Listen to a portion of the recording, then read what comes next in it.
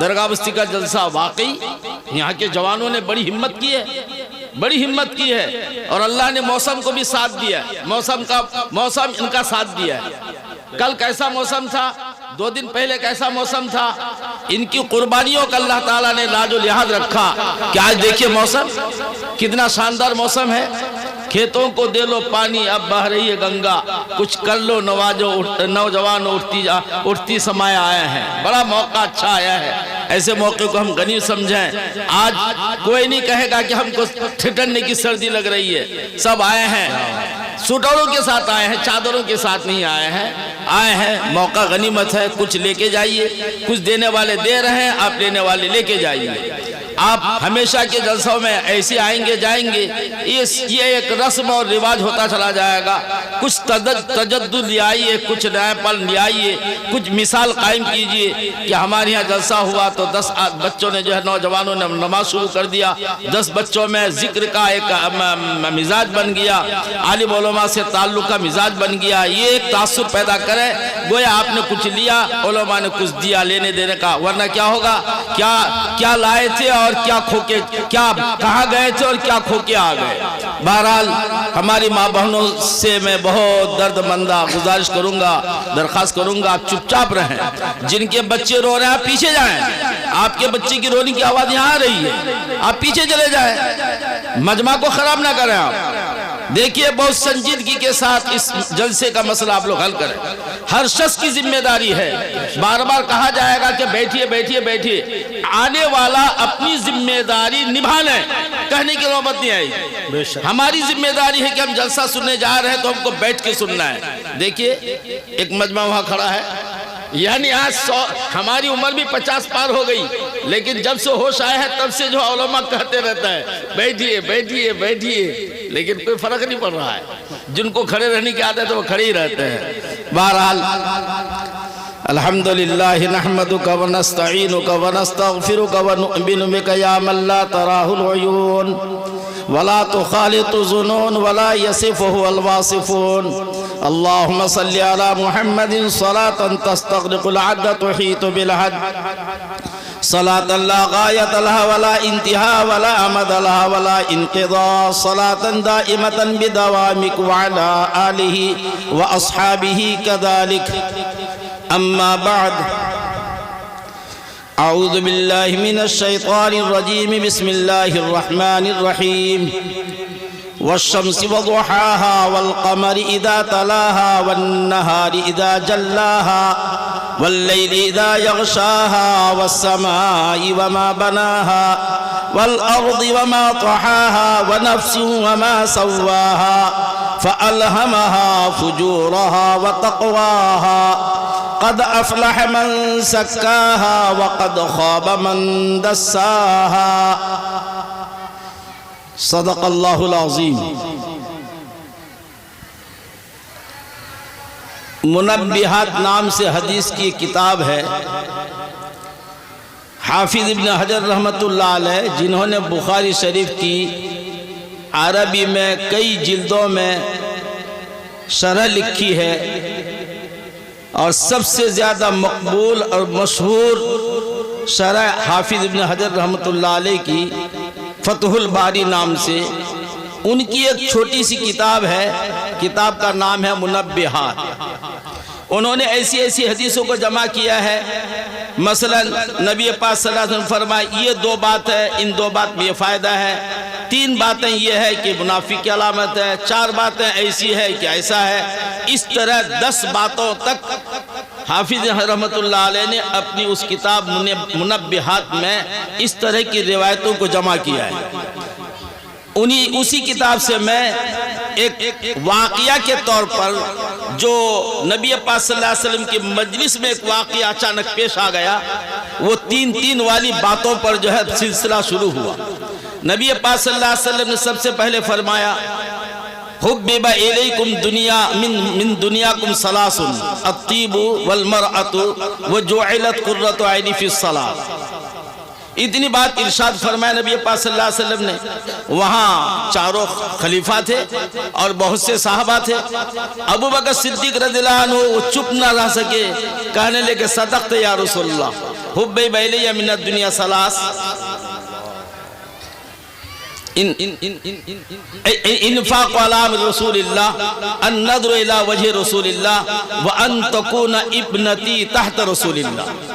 حضرت عمر بھی موجود تھے، ان سے بھی رہا نہیں گیا، انہوں نے کہا صدقت یا ابا بکر حبب الیہ من الدنیا ثلاث الامر بالمعروف والنہی عن المنکر والصوب الخلق۔ حضرت عثمان یہ بھی وہی موجود تھے، انہوں نے کہا صدقت یا عمر حبب الیہ من الدنیا ثلاث اشباع الجیعان وقسمت العریان وتلاوت القرآن۔ حضرت علی موجود تھے، ان کو بھی جوش آ گیا، انہوں نے بھی کہا حبب الیہ من الدنیا ثلاث الخدمت للضیف والصوم فی السیف والضرب بالسیف۔ اب آسمان میں ہلچل مچ گیا، جبرائیل علیہ السلام کو بھیجا، جبرائیل علیہ السلام اسی وقت آئے اور آ کر نبی پاک صلی اللہ علیہ وسلم سے فرمایا کہ اللہ تعالیٰ نے بھی اپنی 3 چیز کی پسندید کا مجھ کو اظہار کرنے کے لگا ہے۔ یحب رب العزت جل جلالہ من عبادی ثلاث خصال بذل الاستطاع والبکاء عند الندامہ والصبر عند الفاقہ۔ یہ چاروں خلفاء کی 12 باتیں ہوئی، نبی پاک صلی اللہ علیہ وسلم کی 3 باتیں، 15 باتیں ہوئی، اور پھر اللہ رب العزت نے اپنے بندوں کی محبوب خصلتوں کو بتایا تو یہ 18 باتیں ہو گئی۔ یہ 18 باتیں بہت تفصیل طلب بھی ہیں، اس پر گھنٹوں بھی بولا جا سکتا ہے، میں اس پر کچھ روشنی ڈالنے کی کوشش کروں گا۔ ان میں سے جہاں تک ہوگا اختصار کے ساتھ بڑی کام کی بات ہے، آپ کے سامنے انشاءاللہ پیش کروں گا۔ دیکھیے، میں نے اما پارا کی سبھی جو کچھ قرآن شریف پڑھے ہوئے ہیں آپ نے سمجھا ہوگا، سورہ والشمس وضحاہا، 7 چیزوں پر اللہ تعالیٰ نے قسم کھا کر اگلی ایک بات کو بتایا، 7 چیزوں کی قسمیں کھایا ہے۔ اللہ تعالیٰ کسی اگلے آنے والی بات کی اہمیت کو بتلانے کے لیے قرآن پاک میں بہت سی جگہ قسمیں کھایا ہے۔ اللہ کو قسم کھانے کی ضرورت نہیں ہے، لیکن ہمارے دلوں میں بات کو اتارنے کے لیے، بات میں پختگی پیدا فرمانے کے لیے اللہ رب العزت بھی قسم کھا کے کہتے ہیں والشمسی، سورج کی قسم، وضحاہا، اس کی روشنی کی قسم۔ اس طرح قرآن پاک میں بہت سی آیتیں ہیں جس اللہ تعالیٰ نے چیزوں کا نام لے کر قسمیں کھایا ہے۔ یہاں بھی 7 چیزوں کے قسم کے بعد آپ اللہ رب العزت جو ہمیں تعلیم دینا چاہتے ہیں، جو ہمیں عبرت دینا چاہتے ہیں، اس بات کی اہمیت تاکہ ہمارے دلوں میں اترے۔ قد افلح من زکاہا وقد خاب من دساہا۔ یہ 2 باتیں بتانے کے لیے اللہ نے 7 چیزوں کی قسمیں کھایا۔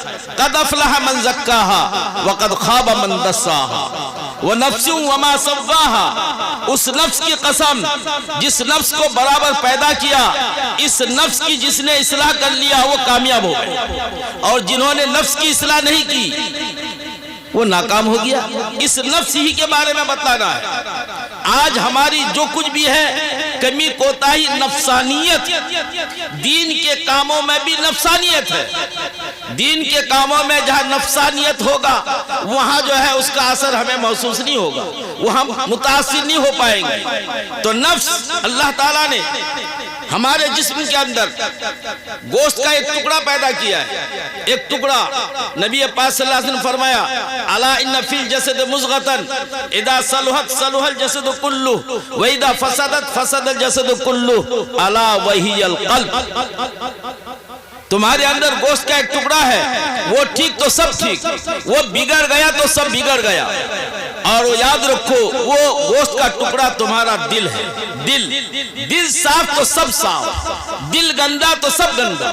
اسٹیئرنگ یہی ہے، اسٹیئرنگ یہی ہے، دل صاف تو سب کچھ صاف، دل صاف نہیں تو کوئی چیز صاف نہیں ہے۔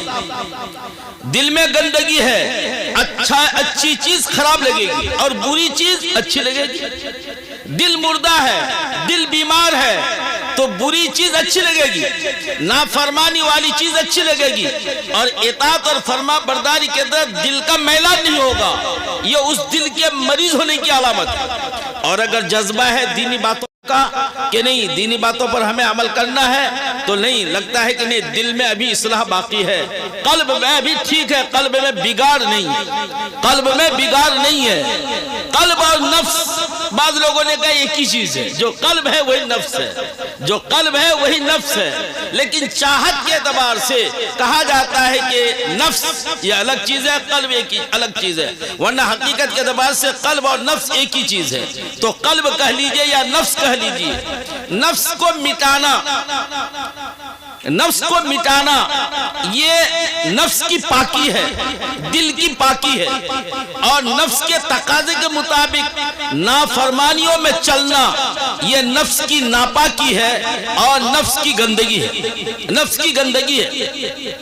ایک واقعہ سناتا ہوں، بخاری شریف کتاب الجہاد کے اخیر میں ایک عجیب واقعہ ہے۔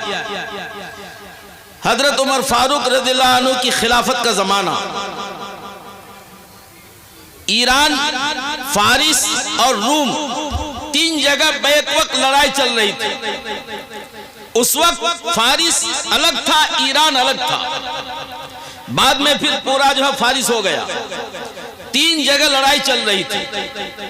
فارس کا ایک بڑا پہلوان جو بہت زیادہ مسلمانوں کا اور اسلام کا نقصان پہنچانے والا، اور لڑائی میں ایسا مورچہ اختیار کرے کہ مسلمان کے مجاہد اپنا پیر نہ جما سکے، مگر دیکھیے اس کی قسمت کہ وہ گرفتار ہوا۔ ہرمزان کو گرفتار کیا گیا، گرفتار کر کے سیدھا مدینہ بھیج دیا گیا، کیونکہ دارالحکومت مدینہ ہے، وہاں اس کے بارے میں فیصلہ ہوگا۔ بخاری شریف میں واقعہ کا ایک ٹکڑا بخاری شریف میں ہے، اور پہلا ٹکڑا ابھی میں بتاؤں گا، وہ ٹکڑا ایک دوسری کتاب میں ہے۔ حضرت مولانا اشرف علی تھانوی رحمۃ اللہ علیہ کے مختلف مواعظ سے انتخاب کر کے باندہ ہتھورا کے ایک مفتی زید ہیں، بہت بڑے اللہ والے ہیں، انہوں نے ایک کتاب لکھی ہے، اسلامی حکومت اور دستور مملکت۔ یہ بہت بڑی ضخیم کتاب ہے، اردو میں ہے وہ، اسلامی حکومت اور دستور مملکت۔ اس کتاب میں ہرمزان کا پہلا واقعہ جو ابھی بیان کو، جہاں سے بخاری شریف کا واقعہ شروع ہوگا وہاں سے آپ کو بتاؤں گا، یہاں سے بخاری شریف کا واقعہ ہے۔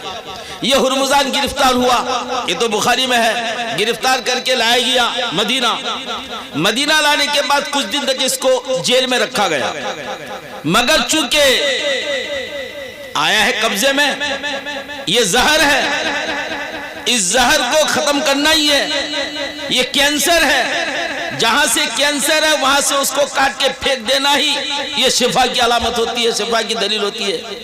فیصلہ ہو گیا، اس کو قتل کیا جائے گا، اور اس کا جرم، اس کی غلطی سازش ایسی تھی کہ واقعی وہ قابل معافی نہیں تھا، اس کی سزا یہی تھی کہ اس کو قتل کر دیا جائے۔ چنانچہ وقت ٹھیک ہو گیا، دن ٹھیک ہو گیا، اور قاتل مقرر کر دیا گیا، مگر چاہے وہ مسلمان ہو یا غیر مسلم ہو، جو جیل سے اس کی سزا ہو جاتی ہے قتل کی، تو اس کو پوچھا جاتا ہے کہ تمہاری آخری تمنا کیا ہے؟ صحابہ کرام میں سے ایک صحابی کو پوچھا تمہاری آخری تمنا کیا ہے؟ بولے 2 رکعت نماز پڑھنا ہے۔ 2 رکعت نماز پڑھنے کا موقع دیا گیا، تو آخری تمنا پوچھی جاتی ہے، تو اس سے پوچھا تمہاری آخری تمنا کیا ہے؟ بولے کوئی تمنا نہیں، 1 گلاس پانی چاہیے۔ 1 گلاس پانی لا کے دیا گیا، ہاتھ میں پکڑایا گیا، اور وہی بناوٹی تھر تھر کانپنے لگا۔ کیوں کانپتے ہو؟ بولے ڈر لگتا ہے کہ پانی میں منہ میں گلاس لوں گا، ہو سکتا اس سے پہلے ہی پیچھے سے میری گردن اڑا دی جائے۔ حضرت عمر فاروق نے جھٹ سے بولا تمہارے اس پانی کے پینے تک تم کو ہم نے جان بخشی دی، تم کو پناہ دیا۔ بڑا چالاک تھا، یہی بلوانا چاہتا تھا۔ ہرمزان کو حضرت عمر فاروق نے فرمایا دیکھو ٹھیک ہے تم جو یہ خطرہ محسوس کرتے ہو کہ پانی پینے سے تم کو پہلے قتل کر دیا جائے گا، چلیے تمہارے اس گلاس کے پانی پینے تک ہم نے تم کو پناہ دیا، جب تک نہیں پیو گے تب تک کو قتل نہیں کیا جائے گا۔ یہ سننا تھا، جھٹ سے گلاس ہاتھ سے چھوڑ دیا، پانی مل گیا مٹی میں۔ اب کہنے لگا ہرمزان آپ مجھ کو قتل نہیں کر سکتے، کیونکہ آپ نے اس پانی کے پینے تک مجھ کو مہلت دی تھی اور یہ پانی ہے ہی نہیں۔ حضرت عمر فاروق تو غصے میں آئے، مگر صحابہ کرام نے سنبھالا کہ نہیں، آپ نے جو ان کو پناہ دیا ہے اس پانی کے شرط کے ساتھ، وہ پانی واقعی موجود نہیں ہے، آپ اس کو قتل نہیں کر سکتے، قتل سے اپنی جان بچا لی۔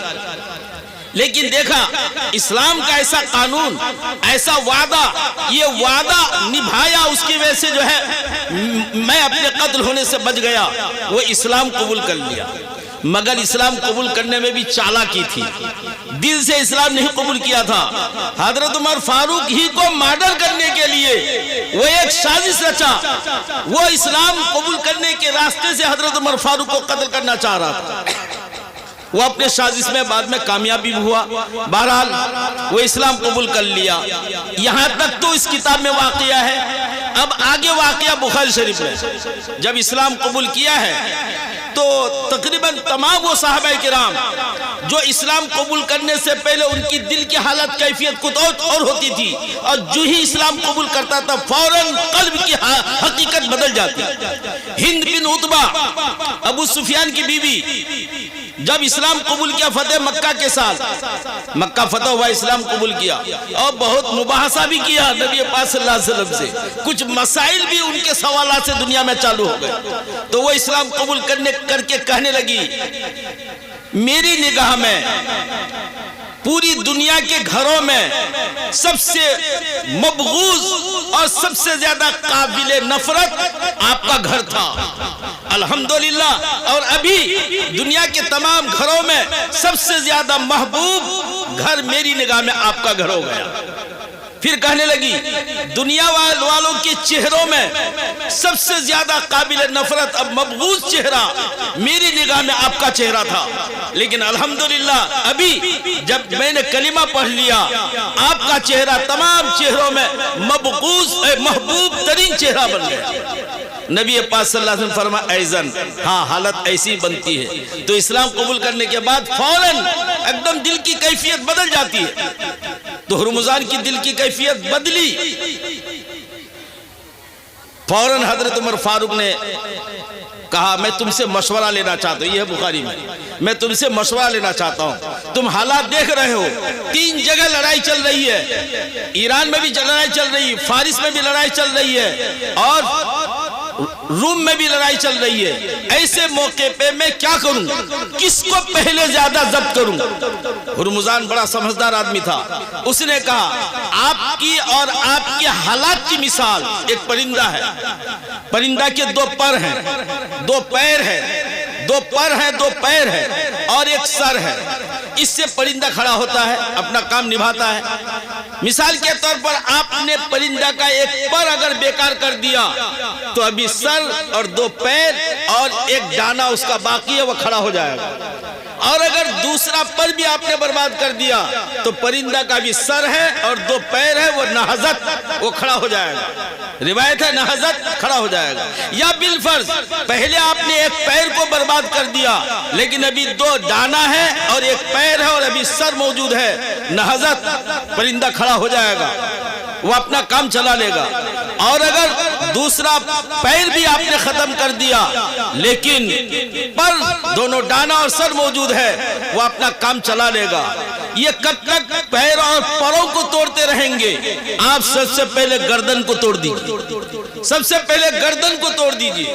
گردن کو آپ نے اگر ختم کر دیا یہ پیر اور پیر کچھ نہیں ہوگا، یہ رہنے سے بھی اسی کام کا نہیں ہے۔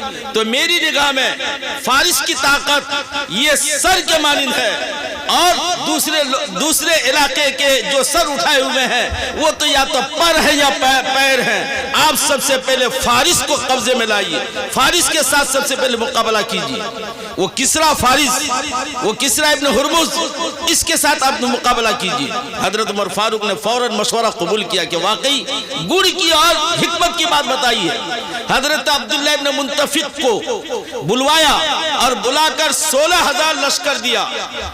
بخاری میں 16,000 کی تعداد کا نہیں ہے, لیکن اتنا ہے کہ عبداللہ ابن منتفق کو حضرت عمر فاروق نے بلایا اور کہا کہ یہ لشکر لے کے تم چلے جاؤ فارس کے ساتھ مقابلہ کرنے کے لیے. چنانچہ فارس کے ساتھ مقابلہ کرنے کے لیے نکلے. مسلمانوں کی تعداد یہ 40,000 اور ادھر فارس وہ اپنے لشکروں کو لے کے 1,00,000 سے زیادہ لشکروں کو لا کے سامنے کھڑا کیا, سامنے کھڑا کر دیا. روم تو مدد کرے گا, حالانکہ روم اور فارس میں لڑائی ہوتی تھی, لیکن اسلام کے خلاف جب فارس آئے گا تو روم اسلام کے خلاف روم فارس کا ساتھ دے گا. یہ ان کا آپس میں کیا کہتے ہیں کہ معاہدہ تھا. بہرحال فارس کے جو لشکر تھے اس کا جو امیر تھا, امیر نے کہا کہ تمہارے ایک آدمی کو میرے پاس بھیجو, تمہارے ایک آدمی کو بھیجو, میں گفتگو کروں گا. چنانچہ حضرت عبداللہ ابن منتفق جو سپہ سالار تھے, حضرت مغیرہ ابن شعبہ کو بھیجا. مغیرہ ابن شعبہ اس طرف کے امیر کے, اس طرف کے لشکر کے امیر کے سامنے گئے. اس امیر نے پوچھا آپ لوگ کون ہیں؟ کہنے لگا ہم لوگ عرب کے لوگ ہیں, ہم لوگ زمانے جاہلیت میں تھے, بڑی غربت کی زندگی گزار رہے تھے, ہم چمڑا بھی کھا لیتے تھے, مردار بھی کھا لیتے تھے, مگر اللہ نے احسان کیا ہمارے اندر سے جن کے ماں باپ کو ہم جانتے ہیں, ہماری اندر اللہ نے ہماری ہدایت کے لیے ایک نبی بھیجا اور انہوں نے ہمیں جنت اور جہنم کے بارے میں بتایا اور یہ بتایا کہ اگر اللہ کے راستے میں شہید ہو جاؤ گے تو تمہیں جنت ملے گی. اور اس کیا کہتے ہیں کہ جذبہ کو لے کے ہم سامنے آئے ہیں اور ہم امید کرتے ہیں تمہارے پیروں کے تلے جو زمین ہے اس زمین کا ہم مالک ہو جائیں گے. اتنی جرات کے ساتھ حضرت مغیرہ ابن شعبہ نے بات کی. بعد میں عبداللہ ابن منتفق نے حضرت مغیرہ ابن شعبہ کی جرات کو داد دیا, جرات کو داد دیا, جیسے آج مسکان کو پوری دنیا کے لوگ داد دے رہے ہیں. ایک مسکان اتنے بھیڑیے پیچھا, مگر وہ اللہ اکبر کا نعرہ لگا کر سب کو پیچھے کر دیا. یہ حضرت مغیرہ ابن شعبہ ان کو داد دینا پڑا. حضرت عبداللہ ابن منتفق نے داد دیا, مگر لڑائی کی نوبت نہیں آئی, وہ جزیہ دینے کے لیے تیار ہو گئے. یہ تو خیر واقعہ ہے. اس واقعہ سے میں آپ کو جو سمجھانا چاہتا ہوں, محدثین نے ایک سبق نکالا ہے, وہ سبق آپ کو لینا ہے. سبق کیا ہے؟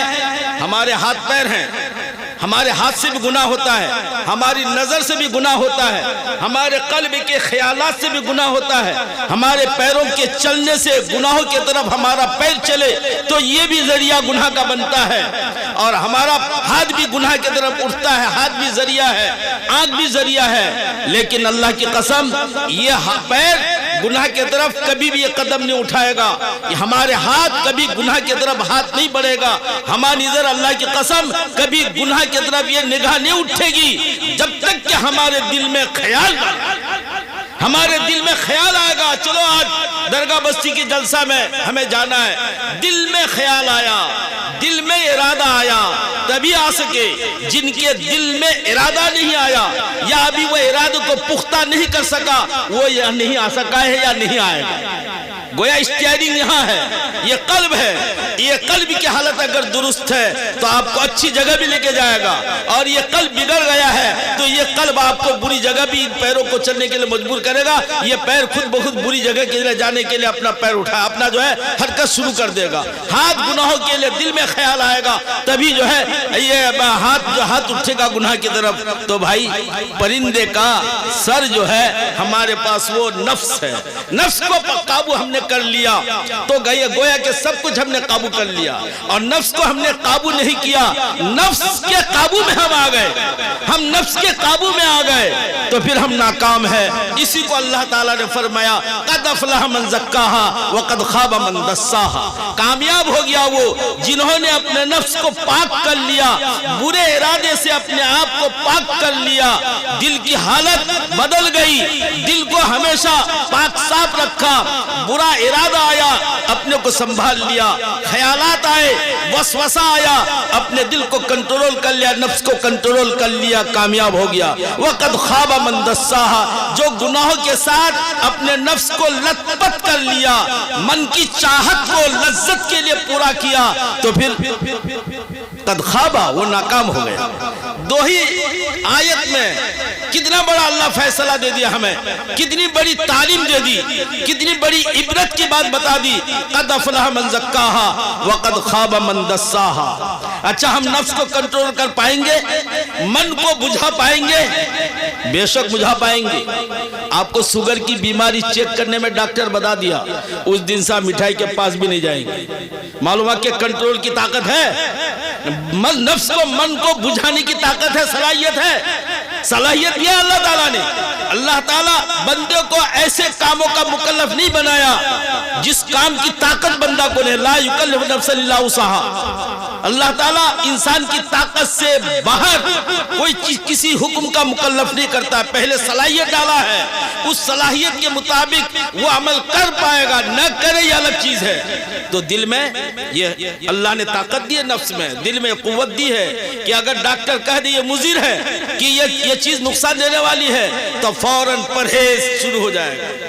پرہیز، جو دنیا کا ایک ڈاکٹر ہمارے جسم کے بھلائی اور خرابی کے لیے، اچھائی اور خرابی کے لیے ایک مشورہ دے، اس مشورے کو ہم قبول کر کے اپنے کو قابو میں لا لیں، تو جو دنیا کے ڈاکٹروں میں سب سے بڑا ڈاکٹر، حکیموں کے حکیم آقا کریم صلی اللہ علیہ وسلم ہماری آخرت اور ہماری دنیا کو بنانے کے لیے ایک دو چھوٹی تدبیر دی ہے۔ قد افلح من زکاہا وقد خواب من دساہا۔ کامیاب ہو گیا وہ جو اپنے کو پاک کر لیا، اپنے دل کو پاک کر لیا، جو نفس کو پاک کر لیا، اور ناکام ہو گیا جو دل کا غلام اور من کا غلام بن گیا۔ امبالہ سٹی میں ایک مزار ہے، جو امبالہ میں کام کرتے ہیں وہ جانتے ہوں گے، لیکن آپ لوگوں کو کیا پتا کہ وہاں کون ہے؟ وہاں ایک کتے شاہ اللہ کا ولی ہے، کتے شاہ۔ حضرت مفتی محمد صاحب رحمت اللہ علیہ کے مجلس میں ان کے بارے میں سنا، حضرت مولانا رشید احمد گنگوئی، مولانا قاسم صاحب نانوتوی رحمہ اللہ کے زمانے کا بڑا کتب تھا، نام تھا کتے شاہ۔ آج بھی ان کا مزار Ambala city G T road میں ان کا مزار ہے، ہم گئے بھی وہاں، ہمارا بھائی وہاں کام کرتا تھا، آج تقریباً 38 سال پہلے کی بات ہے، 40 سال پہلے کی بات ہے، وہاں گئے تھے کیونکہ سن رکھے تھے مدرسے میں کہ ایک بہت بڑا اللہ کے ولی ہے، وہاں قطب کا مزار ہے۔ تو ان کا کتے شاہ نام کیوں پڑا صاحب؟ یہ ایک سمجھنے کی چیز ہے، کتے شاہ نام کیوں پڑا؟ وہ ہر ایک کتے کا پلہ لے کے جو ہے پاس میں رکھتا تھا، ہر وقت کتے کی پلہ سے کھیلتا تھا۔ مریدوں کی تعداد بڑھی، لوگ ان کے بہت بھکت ہو گئے، بہت آنا جانا ہو گیا، اور پڑھے لکھے تھے نہیں لیکن کشف بہت ہوتا تھا، الہام بہت ہوتا تھا۔ لوگوں کی ایک بڑی تعداد ان کے مریدوں کی ہو گئی، مسئلہ و مسائل اسی سے پوچھتے ہیں۔ ہماری یہاں بھی سمجھتا ہے کہ تو بڑا عالم ہے، اچھی تقریر کر لیا تو بڑا عالم ہے، اسی سے مسئلہ پوچھتے ہیں، مفتی صاحب سے نہیں پوچھتے ہیں، سمجھے نہیں؟ پھر وہ ان کی مہربانی ہوتی ہے، بھائی یہ مسئلہ تو مفتی صاحب بتائیں گے، مفتی صاحب کے پاس جاؤ۔ یہ بہت ایسا ہوا ہے کہ پوچھا ہے سمجھ کے کہ بڑا عالم ہے، بھائی فتویٰ الگ چیز ہے اور بڑا عالم ہونا الگ چیز ہے۔ بہرحال تو اب ان سے جو فتویٰ پوچھنے لگا، انہوں نے کہا یہ تو بڑی گڑبڑ ہو جائے گی اگر کوئی میں ذمہ داری نہ نبھاؤں۔ بھائی کھڑے کیوں ہیں صاحب؟ اے مولوی صاحب کھڑے کیوں ہیں بھائی؟ اچھا نہیں لگتا آپ لوگ کا کھڑا رہنا، ہمیں تکلیف ہوتی ہے۔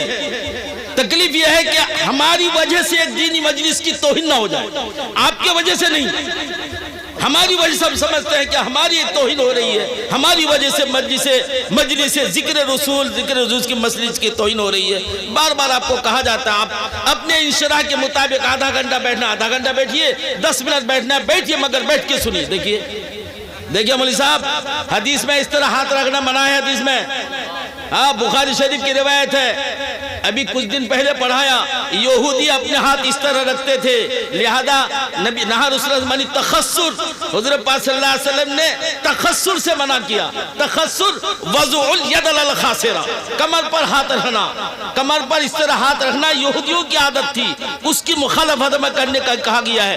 یا جہنمیوں کو تھوڑی تسلی ملے گی تو مارے افسوس کے اس طرح کھڑا ہوگا، تو یہ تو جہنمیوں کی شکل ہے۔ اس لیے بھائی اس طرح آپ کھڑے رہیں تو ہاتھ اس طرح نہ دیں، آپ کھڑے رہیے اپنے طور پر، لیکن آپ کو تو ماننا ہے ہی نہیں، وہ کھڑے ہی رہیں گے۔ بہرحال تو کتے شاہ نام کیوں پڑا؟ وہ کتے کا پلہ لے کے رکھتے تھے، تو انہوں نے ایک مفتی صاحب کا انتظام کیا کہ آپ بات تنخواہ ہماری یہاں رہیے، یہ ہمارے مریدین ہے، حلقہ لگتا ہے، مجلس ذکر لگتی ہے، یہ خانقاہ ہے، یہ جو فتویٰ پوچھیں گے آپ اس کا جواب دیجئے گا۔ کہنے لگے ٹھیک ہے حضرت آپ کا حکم سر پر، لیکن ایک سوال کے بغیر پہلے فتویٰ ہو جائے۔ وہ فتویٰ کیا ہے؟ فتویٰ یہ ہے کہ یہ جو کتا کا پلہ ہمیشہ آپ لے کے بیٹھے رہتے ہیں، آپ نے تو سوال نہیں کیا، یہ سوال کے بغیر میں آپ کو فتویٰ دیتا ہوں۔ کیوں؟ من را منکم منکرا فلیغیر بیدہ فإن لم یستطع فبلسانہ فإن لم یستطع فبقلبہ۔ منکر چیز دیکھو، ہاتھ سے روکنے کی طاقت تو ہاتھ سے روکو، نہیں تو ہاتھ زبان سے روکو، نہیں تو کم سے کم دل سے برا مانو۔ تو آپ کو تو میں زبان سے کہی سکتا ہوں لا تدخل بیتا فیہ کلب ولا صورۃ، اس گھر میں رحمت کا فرشتہ نہیں جاتا جہاں کتا اور تصویر ہو۔ جس گھر میں شوقیہ کتا پالا جائے اس گھر میں جو ہے رحمت کا فرشتہ نہیں جاتا۔ آپ ایک دینی مجلس میں کتے کا پلہ ہمیشہ لے کے بیٹھے رہتے ہیں، آپ بھی رحمت کے فرشتوں کی رحمت سے آپ بھی محروم، ہم لوگ بھی محروم۔ سب سے پہلے یہ فتویٰ ہو جائے کہ آپ کو یہ کتا کا پلہ آپ کو اپنے سے ہٹانا پڑے گا، قبل یہ نہیں ہوگا، یہ نہیں ہوگا، نہیں ماننا پڑے گا۔ مریدوں نے کہا حضرت آپ نے ان کو ذمہ داری ہے، ان کے فتویٰ پر جیسے ہم عمل کریں گے ویسے آپ کے اوپر بھی ذمہ داری ہے کہ آپ بھی عمل کریں۔ بجھا پڑا کر کے اس کو جو کتا کا پلہ ان سے دور کیا گیا۔ اس کے بعد غسل کر کے مجلس لگی، اس مجلس میں ان کی زبان چل نہیں رہی ہے، وہ نورانی بات نہیں ہو رہی ہے، وہ نورانی بات نہیں ہو رہی ہے۔ پوچھا حضرت یہ کیا ہوا؟ بولے تم لوگوں نے مصیبت میں ڈالا، وہ کتا نہیں تھا، تمہاری نظر میں وہ مسخر لگ رہا تھا کتا کی شکل میں، وہ میرا نفس امارہ تھا، میرا وہ نفس امارہ، وہ نفس کا وہ تقاضا جو مجھ کو برائی کا حکم کرنے والا ہوتا، میں نے اس کو کنٹرول کر کے رکھا تھا کہ تاکہ میں نفس کے تقاضے کے مطابق نہ جاؤں بلکہ اللہ اور اللہ رسول کے تقاضے کے مطابق اپنی زندگی بسر کروں۔ تمہاری نگاہ میں وہ کتا مسخر لگ رہا تھا، وہ مسخر نہیں تھا، وہ میرا نفسانی تقاضا تھا جس کو میں نے کنٹرول کر کے رکھا تھا۔ اور ولیوں سے کوئی ایسی بڑی بات نہیں ہے۔ بہرحال تو دیکھیے وہ اب نام کیوں پڑا؟ اس لیے کہ کتا کو ہمیشہ پلہ جو ہے لے کے رکھتے تھے۔ یہ کتا جو ہے گرچہ نہیں تھا لیکن نام پڑ گیا اس کی وجہ سے کتے شاہ۔ کتے شاہ جو امبالہ میں کام کرتے ہیں، اگر نہیں گئے ہیں تو میری اس بات کو سن کے جائیے، جی ٹی روڈ میں پنجابیوں کے قبضے میں ہو، بہت اللہ کے بہت بڑے ولی ہیں۔ حضرت گنگوئی رحمت اللہ علیہ نے کوے کے بارے میں فتویٰ دیا تو لوگوں نے ان کو بہکانے کے لیے کہا کہ گنگو میں ایک مولانا ہے، کوے کا فتویٰ دیا ہے، کوہ کھانا جائز ہے۔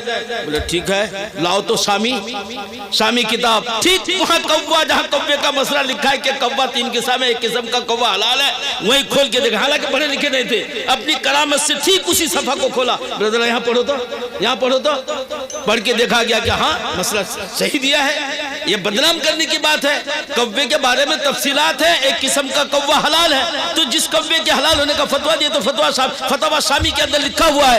ایسے بڑے بڑے بزرگ صاحب کش بزرگ تھے، ایک ہی زمانے کے تھے، اسی زمانے میں دارالعلوم کی بنیاد رکھی گئی۔ بہرحال ہم اپنے آپ کو قابو کر سکتے ہیں بھائی، من چاہے گا نماز پڑھنے کے لیے نہ جائیں، ہم نماز پڑھ کے مخالفت کریں گے، نفس کی مخالفت، نفس امارہ کی مخالفت۔ حضرت یوسف علیہ السلام کہتے ہیں وَمَا أُبَرِّئُ نَفْسِي إِنَّ النَّفْسَ لَأَمَّارَةٌ بِالسُّوءِ، میں اپنے نفس کے بارے میں بھروسہ نہیں کرتا کیونکہ یہ مجھ کو ہمیشہ برائی کا حکم کرتے رہتا ہے۔ تو ہمارے نفس میں بھئی طاعت، عبادت کا ذوق، اللہ کے ذکر کا شوق، یہ ہمارے نفس میں آئے گا نہیں۔ ہاں پہلے سے اگر عادت پڑی ہوئی ہوتی ہے، عادت پڑی ہوئی ہوتی ہے پھر وہ جاری ہو جائے گا، آپ کا قلب جاری ہو جائے گا۔ ابو علی ابن سینا بہت بڑے بزرگ تھے، بہت بڑے فلسفی تھا، بہت بڑا فلسفی فلسفی یعنی وگیان سائنس کا جاننے والا ابو علی ابن سینا. بادشاہ کے یہاں کوئی اگر بیمار ہوگا تو ابو علی ابن سینا ہی جائے گا. ابو علی ابن سینا کو بلایا گیا, بادشاہ کے بچہ بیمار ہے تو جانے میں دیر ہوئی. ایک ملا جی کو ٹوپی والے کو بلا لیا. ٹوپی والا کچھ وہاں ذکر اذکار کرتے رہے, من چھو کے دم کرتے رہے. اتنے میں ابو علی ابن سینا آیا, کہنے لگا او ملا جی کیا کر رہے ہو, من چھو تمہارے منہ سے نکلے ہوئے الفاظ غیر قاذفات غیر مستمع اجزا فی الوجود ہے. یعنی تمہارے الفاظ کہیں جمع نہیں ہوتے, کہیں جو ہے یہ جسم اور دھر نہیں بنتا. جو منہ سے نکالتے ہو آسمان میں ہوا کے ساتھ گھل مل کے اڑ جاتا ہے, بچے کے اندر کوئی اثر پیدا نہیں کرے گا. تمہارے من چھو کچھ پڑھتے اور پڑھ کے کہتے چھو, اس سے کچھ نہیں ہوگا. مگر وہ ملا جی ہوشیار تھے, چالاک تھے, انہوں نے کچھ نہیں جواب دیا. اپنا کام کرتے کرتے وہ سامنے بیٹھا ہوا تھا, اس کو کہا او گدھا بیوقوف نامعقول, اب بھی سمجھ میں نہیں آیا. یہ کہہ کر پھر اپنا جھاڑ پھونک شروع کر دیا. پھر اس کو اس کی آنکھوں میں آنکھ ملا کے او گدھا بیوقوف نامعقول, اب بھی سمجھ میں نہیں آیا. اب تو ابو علی ابن سینا کا پارا چڑھ گیا. میں اتنا بڑا معزز ڈاکٹر, بادشاہ کے گھر کا علاج میں ہی کر سکتا ہوں, یہ آدمی کے منہ سے نامعقول گدھا بیوقوف کیا کیا ایسے الفاظ یہ بولے, اب وہ برداشت کہاں ہوتا. پھر ایک مرتبہ اور کہو بیوقوف نامعقول, اب بھی سمجھ میں نہیں آیا. اب اس کو پسینہ آ رہا ابو علی ابن سینا کو. حضرت نے پوچھا حضرت کیا بات ہے, کیا اس سے پہلے جو آپ ہے تو آپ کی حالت نہیں تھی. بولے خاموش ہو, جانتے ہو نہیں میں کون ہوں, میں ایک سائنس والا آدمی ہوں, جانتے ہو نہیں میں فلسفی آدمی ہوں. بادشاہ کے دربار میں تم نے اس طرح بے عزتی کے الفاظ بولے. بولے کیا بولا میں نے؟ بولے گدھا بیوقوف نامعقول, یہ کس کو بولا؟ اچھا گدھا بیوقوف نامعقول یہ بولا آپ کو, آپ کے اندر اثر کر گیا کیا؟ بولے ہاں اثر کر گیا ہے. تو یہ تو میرے منہ کے الفاظ تھے, یہ تو آسمان میں اڑ کے چلے جائے گا, تم کو کیوں لگے گا؟ بولے تمہاری بات ہم کو لگی.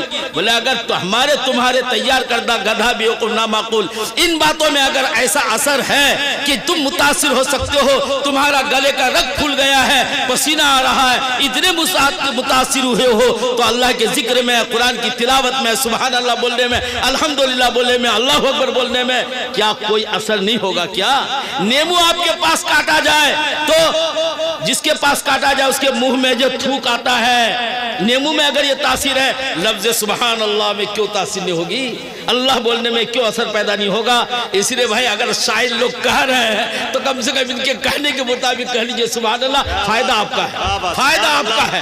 سمجھے نہیں, یہ ذکر آپ کریں گے. کہیں تو بیٹھ کے کسی تھوڑا وقت نکلا نہیں کہ کم سے کم نماز کے بعد 3 تسبیح فاتحہ پڑھ لیں, 3 تسبیح پڑھ لیں, 100 درود پڑھ لیں, 100 تسبیح پڑھ لیں. یہ تو شاید 100 میں جو 10 آدمی کو بھی توفیق نہیں ہوتی ہے. تو تھوڑی دیر آپ مجلس میں آپ کو کہا جا رہا سبحان اللہ, لیکن بھائی سبحان اللہ یہاں سے نہ نکالیے, یہاں سے نہیں, اللہ یہاں سے مت نکالیے, یہاں سے نکالیے, یہاں سے.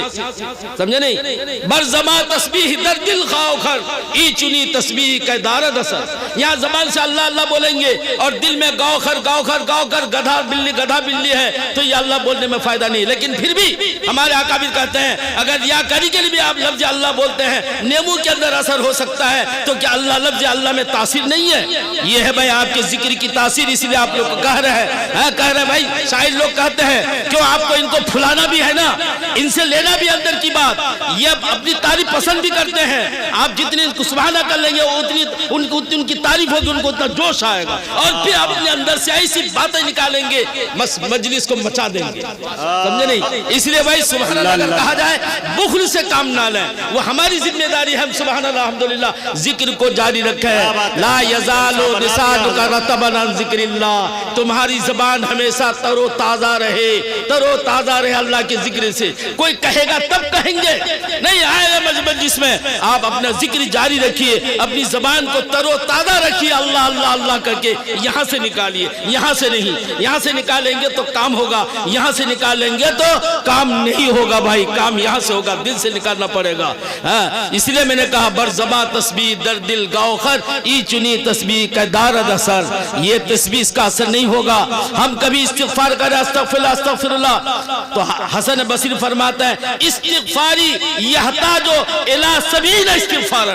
ہمارے زبان سے صرف استغفر اللہ بولنا یہ 70 مرتبہ استغفار بولنے کا محتاج ہے, کیونکہ اندر سے بول نہیں رہے, ہم اندر سے بول نہیں رہے, ایسی کہہ رہے ہیں بہت مشکل ہے باد گلگل سے خلوت میں بہت مشکل ہے بچنا باد گلگل سے خلوت میں بہت مشکل ہے بچنا باد گلگل سے خلوت میں بہت آسان ہے یاروں میں معاذ اللہ کہہ دینا یاروں میں معاذ اللہ کہہ دینا بہت آسان ہے لیکن اگر تنہائی میں ہم کو اگر میٹھا شراب ملے وہاں اپنے آپ کو بچا کے دیکھیں تو وہاں کا بچنا ہمارے کام نہیں آئے گا ورنہ تو ہم کہیں گے صبح نعوذ باللہ ایسا کام کر بیٹھا یاروں میں معاذ اللہ نعوذ باللہ یہ کہنا بہت آسان ہے لیکن تنہائی میں بہت مشکل ہے بچنا باد گلگل سے خلوت میں بہت آسان ہے یاروں میں معاذ اللہ کہہ دینا اس لیے ذکر کی عادت بھی ڈالی ذکر کی عادت ڈالیے چلتے پھرتے اٹھتے بیٹھتے تیسرا کلمہ پڑھیے صرف اس مجلس میں نہیں یہاں عادت پڑے گی آپ کی ہماری زبان میں کلمہ جاری ہو جائے گا الا اللہ جاری ہو جائے گا لا الہ الا اللہ جاری ہو جائے گا سبحان اللہ الحمدللہ لا الہ الا اللہ پڑھیے سبحان اللہ الحمدللہ لا الہ الا اللہ اللہ اکبر یہ تیسرا کلمہ ہے سمندر کے برابر سمندر کے جھاگ کے برابر بھی اگر گناہ ہے آپ نے 100 مرتبہ پڑھ لیا اتنی بڑی تعداد کا گناہ جو سمندر کے جھاگ کے برابر ہے تو وہ گناہ بھی ہمارا معاف ہو جائے گا 100 مرتبہ ہم نے صبح پڑھ لیا 100 مرتبہ ہم نے شام پڑھ لیا اور اولاد اسماعیل کے 100 غلام آزاد کرنے کے برابر ثواب ملے گا کتنا بڑا فائدہ ہے سبحان اللہ الحمدللہ لا الہ الا اللہ اللہ اکبر پڑھنے میں ویسے تسبیحات کی فضیلت اور بھی ہے مگر یہ تسبیح کم نہیں ہے اگر نہیں تو کہنا سبحان اللہ بحمدہ سبحان اللہ العظیم سبحان اللہ بحمدہ سبحان اللہ العظیم یہ چھوٹی سی تسبیح جس پر بخاری شریف اسی حدیث پر اسی تسبیح پر بخاری شریف ختم ہوئی ہے سبحان اللہ بحمدہ سبحان اللہ العظیم اگر آپ سبحان اللہ بحمدہ سبحان اللہ العظیم پورا نہیں کہہ پاتے ہیں تو سبحان اللہ کہہ لیے سبحان اللہ بحمدہ کہہ لیجئے ہمارا ہی فائدہ ہے کوئی کہلوائے گا تب کہیں گے ہماری ذمہ داری کہ ہم جو ہے تسبیح کو ادا کریں تیسرا کلمہ پڑھیں ذکر کا اپنی زبان پہ جاری کریں فائدہ ہمارا ہے پتہ نہیں کس وقت کا اللہ بولنا کام میں لگ جائے کس وقت کا اللہ بولنا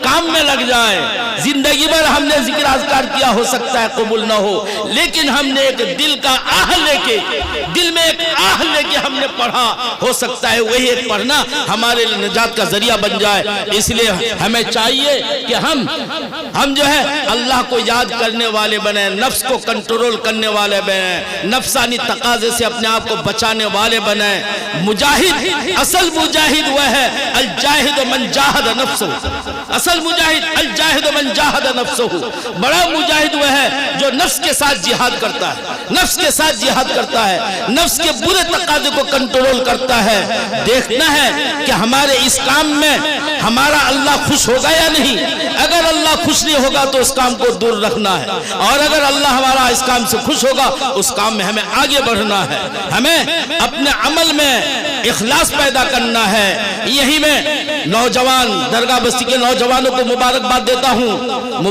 دیتا ہوں کہ آپ نے ایک بڑے حوصلے کے ساتھ اور بہت ہی محنت کے ساتھ اور اتنا بڑا عظیم شان جلسہ کا آپ نے انعقاد کیا ہے یہ اچھے لوگوں سے اچھا کام اللہ تعالیٰ اچھے لوگوں سے لیتا ہے یہ دنیا کا اللہ کا کیا دستور ہے اچھا کام اچھے لوگوں سے لیتا ہے آپ اچھے ہیں اس لیے اچھا کام لیا جا رہا ہے لیکن کام کو اچھا بنانا ہے کام کو بدنامی کا ذریعہ نہیں بنانا ہے کام کو سب سے پہلے اپنے لیے اچھا بنانا ہے دوسروں کے لیے نہیں یہ کام جلسے کا ہمارے لیے اچھائی کا کام ہے ہمارے لیے اچھائی کا کام ہے ہمیں اس جلسے سے کچھ لینا ہے میں نے پہلے کہا تھا کیا لائے کیا دیے کیا لینا اور کیا دینا ہوا آپ پہلے آس پاس کے گاؤں کو دینا چھوڑ کر آپ یہ سمجھیں کہ ہمیں دیا جا رہا ہے ہمیں سب سے پہلے لینا ہے ہم سب سے زیادہ محتاج ہیں دین کی طلب کا دین کی فکر کا دین کے اوپر عمل پیرا ہونے کا سب سے زیادہ ہم محتاج ہیں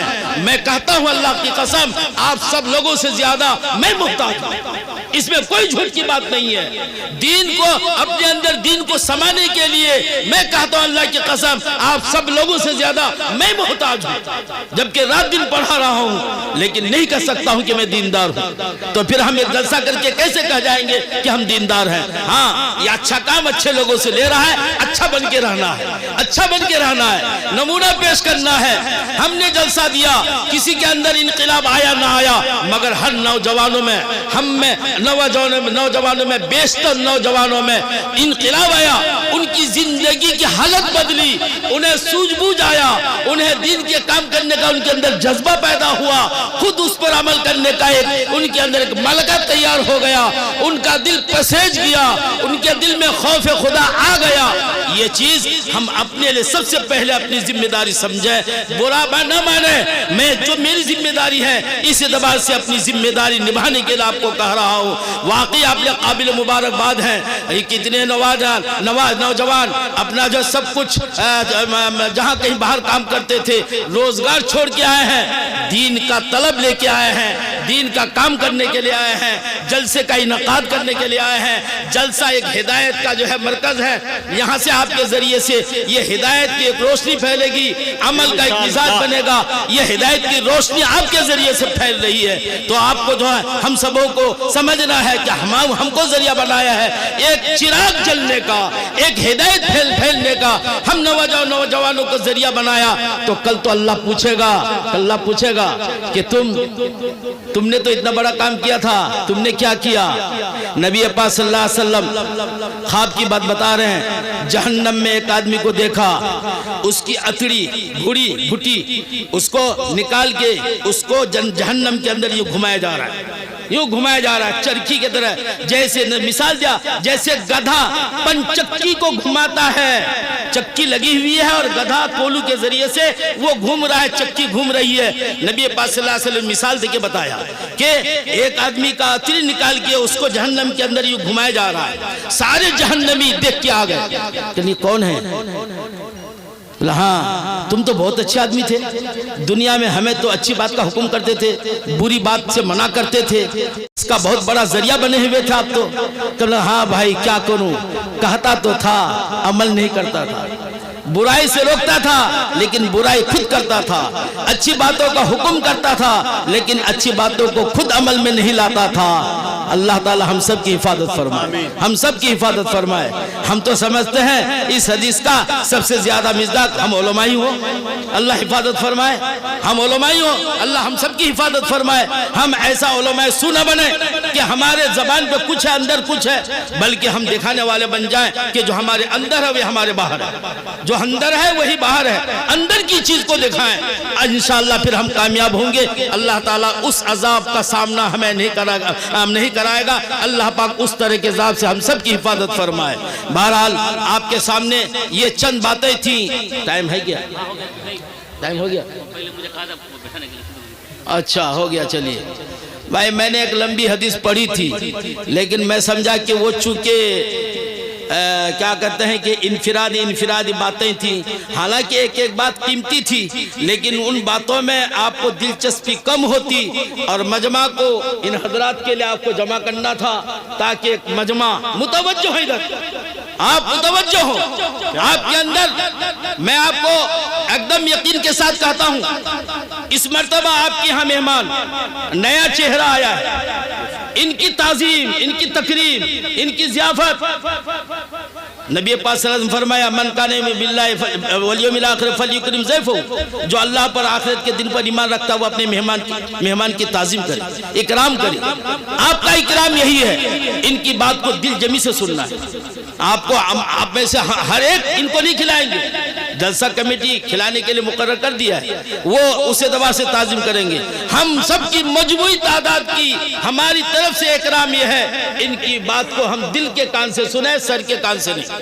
ان کی باتوں کو ہم دل کے کان سے سنیں گے، یہ سر کے کان سے نہیں۔ انشاءاللہ عمل کی نیت سے سنیں گے تو ہمارے لیے فائدہ ہے اور دنیا بھی ہماری بنے گی، آخرت بھی بنے گی۔ اللہ تعالی ہم سبوں کو کہنے سننے سے زیادہ عمل کی توفیق نصیب فرمائے۔ وآخر دعوانا ان الحمدللہ رب العالمین۔ نہیں کوئی نہیں بولے گا، میں ہوں دل بھائی آ جا بھیا ہے خارج ہٹ ہٹ عطا کرے عطا کرے اللہ واہ بھائی واہ۔